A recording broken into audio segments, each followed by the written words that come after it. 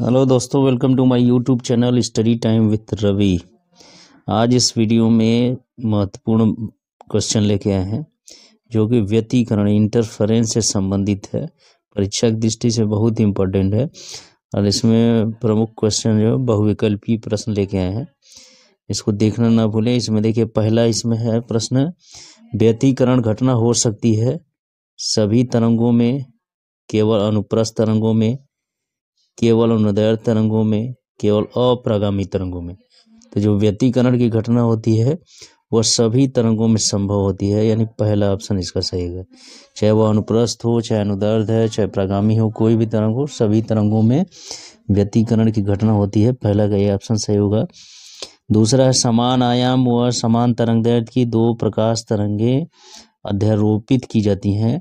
परिणामी तरंग का आयाम अधिकतम होगा जब उनके बीच कलांतर 0, π/2, π/4, यानी कितना कलांतर होना चाहिए जिससे उनकी परिणामी आयाम क्या हो, अधिकतम हो। तो परिणामी आयाम अधिकतम होने के लिए इसमें सही कलांतर कितना होना चाहिए, 0 होना चाहिए, यानी उनके बीच कोई कलांतर नहीं होना चाहिए। ये ऑप्शन इसका सही होगा। तीसरा प्रश्न आते हैं, एक ही आयाम तथा आवृत्ति की दो तरंगें एक बिंदु पर अध्यारोपित होती हैं। तीव्रताओं का अनुपात क्या होगा जबकि दोनों तरंगे एक ही कलाम पहुंचे तथा दोनों तरंगे π/2 कलांतर से पहुंची। तो इनकी तीव्रताओं का अनुपात इसमें पहचाना है कि 1:1, कर्ण में 2:1, 2:1, 4:1। तो जब कलांतर इसमें कोई न हो, एक ही कलाम पहुंचे, तब उनकी तीव्रता क्या होगी। फिर दोनों तरंगे जब π/2 कलांतर पर रहेंगे तब उनकी तरंगे तीव्रता क्या होगी, उसी का अनुपात पूछ रहा है इसमें। तो इसमें सही ऑप्शन इसका आता है 2:1 आता है, सी ऑप्शन इसका। इसको इस तरह से सॉल्व कर सकते हैं हम लोग कि जो तीव्रता होती है I बराबर I1 प्लस I2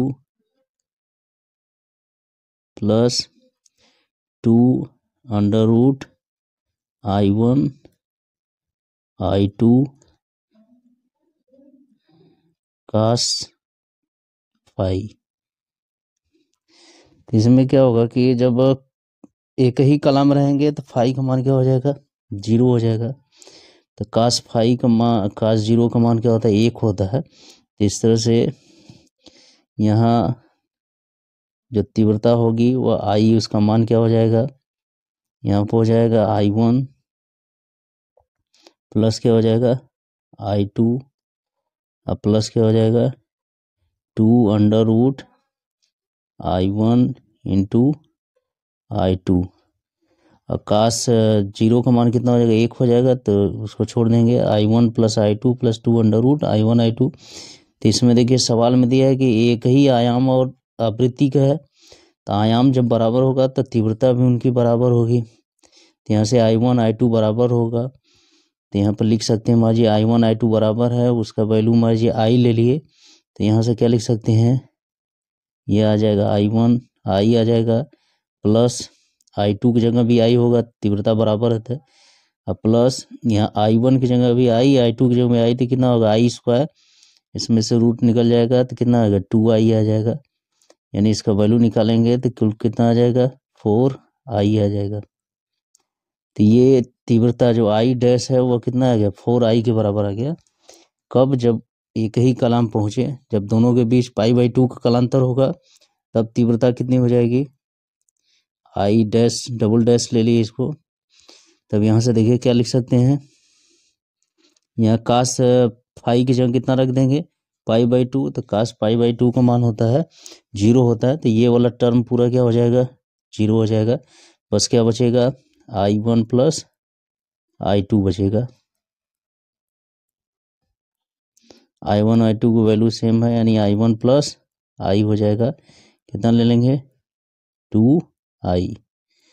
अब एक अनुपात निकाल लेंगे तो कितना आ जाएगा, I dash upon I double dash, कितना आ जाएगा, ये कितना आएगा 4I अपान 2I कैंसिल हो जाएगा, कितना आ जाएगा 2:1 आ जाएगा, यानी सी ऑप्शन इसका सही होगा। नेक्स्ट क्वेश्चन आते हैं, यदि व्यतिकरण करने वाली दो तरंगों की तीव्रताओं का अनुपात 16 संबंधी 9 है तो इनके व्यतिकरण प्रतिरूप में महत्तम एवं न्यूनतम तीव्रताओं का अनुपात है। तरंगों की तीव्रताओं का अनुपात इतना दिया है, इनके अधिकतम, इसके व्यतिकरण प्रारूप में अधिकतम एवं न्यूनतम तीव्रताओं का अनुपात निकालना है। तो कितना आएगा इसको ध्यान से देखना है।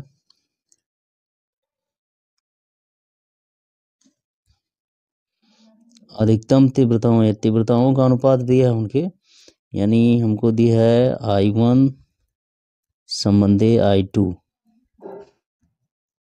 इसका वैल्यू दिया है 16 संबंधी 9 दिया। अब हमें निकालना है व्यतिकरण प्रतिरूप में महत्तम एवं न्यूनतम तीव्रताओं का अनुपात। तो महत्तम तीव्रता क्या आएगी, I मैक्सिमम, I मैक्सिमम बराबर कितना आ जाएगा, under root I1 plus under root I2, इसका होल स्क्वायर आ जाएगा। और जो I मिनिमम होगी, न्यूनतम तीव्रता I मिनिमम बराबर कितना आ जाएगी, under root I1 minus under root I2 का होल स्क्वायर, ये इस तरह से रखेंगे। तो यहाँ कितना होगा, अंडर रूट I1 कितना हो जाएगा, 16 हो जाएगा। I1 का वैल्यू कितना आ जाएगा, 16, प्लस अंडर रूट I2 का वैल्यू कितना आ जाएगा, 9 का होल स्क्वायर आ जाएगा। इसको सॉल्व करेंगे तो कितना आ जाएगा, 16 का 4 आएगा, इसका 3, तो 4 3 7, यानी कितना हो जाएगा, 49 हो जाएगा। अब मिनिमम का कितना वैल्यू आ जाएगा, इसमें रख देंगे 16 माइनस 9 का होल स्क्वायर आ जाएगा। इसको सॉल्व करेंगे कितना आ जाएगा, ये 16 का 4, इधर 3, यानी 1 आ जाएगा। अब इसका अनुपात निकालेंगे अधिकतम और न्यूनतम का, तो 49 संबंधी 1 आ जाएगा, यानी बी ऑप्शन का सही होगा, चौथा का बी हो जाएगा। नेक्स्ट आते हैं, पांचवा, व्यतिकरण करने वाली दो तरंगों की तीव्रताएं I1 तथा I2 हैं। व्यतिकरण प्रतिरूप में विपर्यास सबसे अच्छा होगा जब I1 बराबर I2, I1 greater than I2, I1 greater than I2, I1 या I2 शून्य हो। तो जो विपर्यास कंट्रास्ट होता है वह सबसे अच्छा कब होगा, जब इनकी तीव्रताएं लगभग बराबर होगी। तो पांचवा का इसमें ए सही होगा, यानी I1 बराबर I2। छठवां क्वेश्चन आते हैं, दो कला संबद्ध स्रोतों से उत्पन्न समान तीव्रता I की दो प्रकाश तरंगें व्यतिकरण करती हैं और दीप्त फ्रिंज की तीव्रता 0 है। तो दीप्त फ्रिंज पर प्रकाश की तीव्रता है, दीप्त फ्रिंज पर प्रकाश की तीव्रता है, कितना हो जाएगा, 4I 2I I स्क्वायर। तो समान तीव्रता की दो तरंगे हैं और दीप्त फ्रिंज की तीव्रता 0 है। तो दीप्त फ्रिंज की तीव्रता, यानी दीप्त फ्रिंज का मतलब अधिकतम मान निकालना है। तो अधिकतम के लिए बताए थे, I मैक्सिमम बराबर क्या होगा, I मैक्सिमम बराबर होता है under root I1 plus under root I2 का होल स्क्वायर हो जाएगा। अब ये दोनों का वैल्यू देखिए समान तीव्रता है, दोनों का वैल्यू सेम होगा। तो मान लीजिए कि यहाँ पर I1 की जगह I रख दिए, I2 की जगह भी I रख दिए, तो I प्लस I कितना हो जाएगा, यहाँ से निकाल लेंगे, इसका वैल्यू कितना आ जाएगा, छठवां का इसमें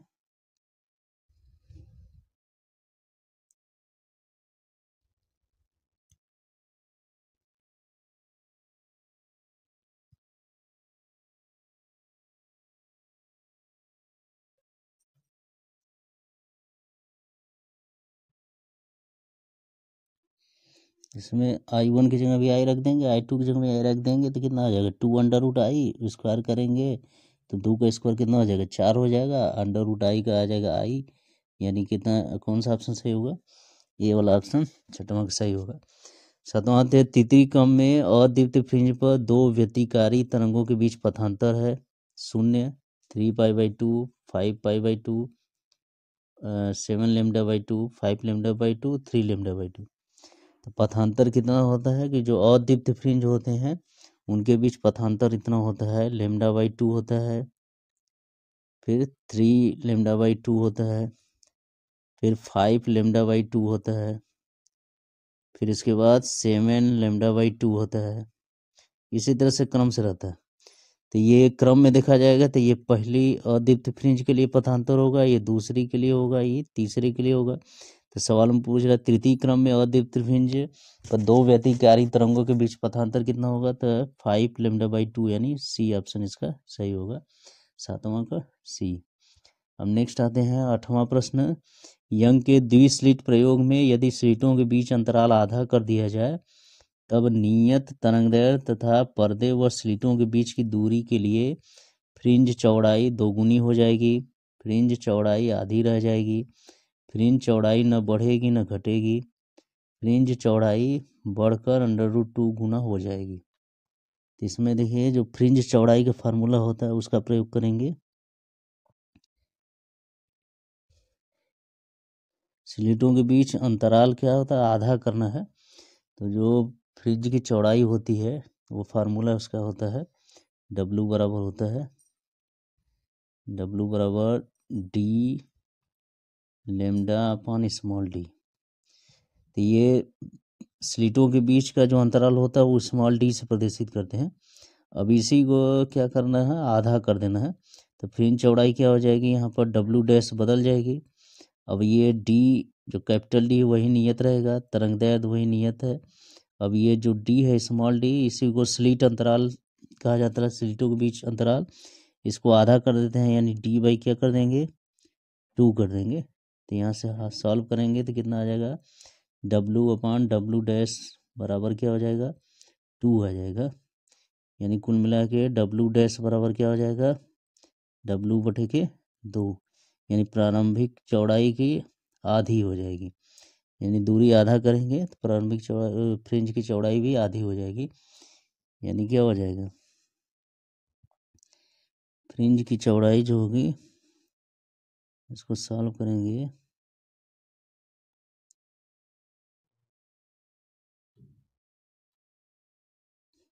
आठवां का इसमें सही ऑप्शन होगा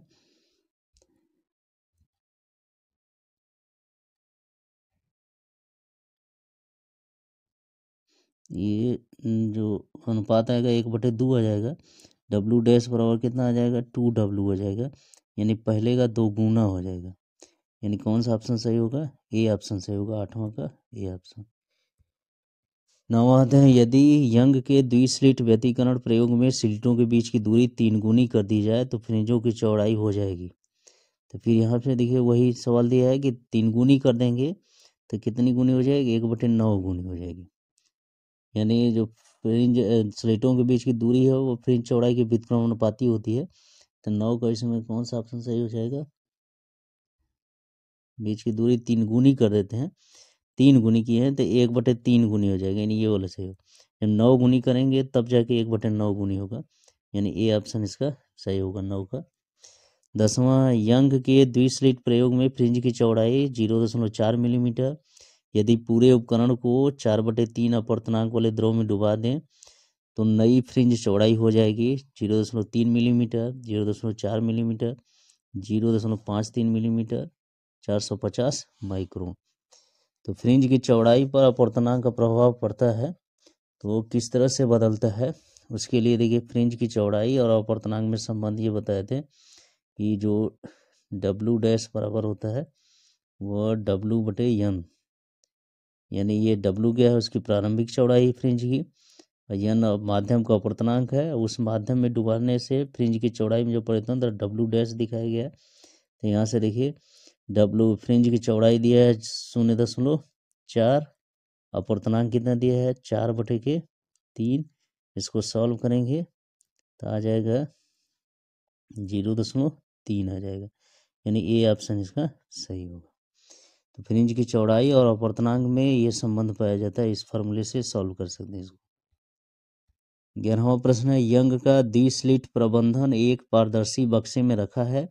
यदि बक्सा निर्वातित कर दिया जाए तब फ्रिंजें लुप्त हो जाएंगी, फ्रिंज चौड़ाई थोड़ी बढ़ जाएगी, फ्रिंज चौड़ाई थोड़ी कम हो जाएगी, कोई अंतर नहीं पड़ेगा। तो इसमें देखिए फ्रिंज चौड़ाई और अपर्तनांक में संबंध होता है। तो इसमें सही ऑप्शन कौन होगा? फ्रिंज की चौड़ाई इसमें बढ़ जाएगी, बी ऑप्शन सही होगा। क्योंकि हम बताएं अभी कि फ्रिंज की चौड़ाई डब्ल्यू डैश बराबर डब्ल्यू बटे क्या होता है, यन, यानी अपर्तनांक पर निर्भर करता है। यदि अपर्तनांक अधिक होगा तो फ्रिंज की चौड़ाई कम हो जाएगी, यदि अपर्तनांक कम होगा तो फ्रिंज की चौड़ाई क्या होगी, घट जाएगी। तो जब निर्वातित कर दिया जाता है तो अपर्तनांक क्या होगा, घट जाएगा, और फ्रिंज की चौड़ाई क्या होगी, बढ़ जाएगी, यानी फ्रिंज की चौड़ाई थोड़ी बढ़ जाएगी, यानी बी ऑप्शन इसका सही होगा।